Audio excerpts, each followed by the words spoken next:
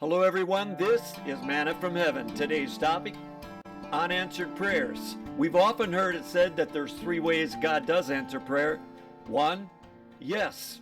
2, no. And 3, sometimes wait. But what about when someone prays and there's no answer, ever? What is the reason behind unanswered prayers? The number one reason is, of course, people are praying to the wrong God. They're not praying to the one true God. They're praying to false gods. They're praying to demons, man-made idols, statues even.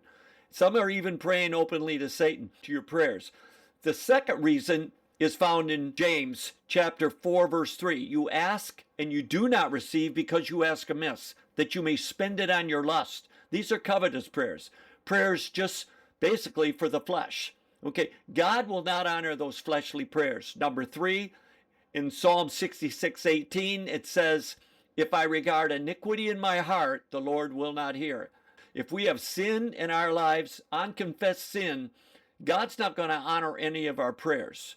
Number 4, in John 9:31, it says, now we know that God does not hear sinners, but if anyone is a worshiper of God and does his will, he hears him. We see a separation here between sinners and those that are serving God and worshiping the one true God. God's not going to hear sinners' prayers unless it's a cry for salvation. God will hear the sinner that cries out to God. For all who call upon the name of the Lord will be saved. Number 5, in Isaiah 1:15, it says, when you spread out your hands, I will hide my eyes from you. Even though you make many prayers, I will not hear. Your hands are full of blood. If you're a violent and vengeful person and a life that is filled with violence, the Bible's clear that God will not honor your prayers. And number 6, Proverbs 21:13, whoever stops his ears at the cry of the poor, he also shall cry himself, but shall not be heard. God is very clear in stating that if you have no compassion for others, especially the poor,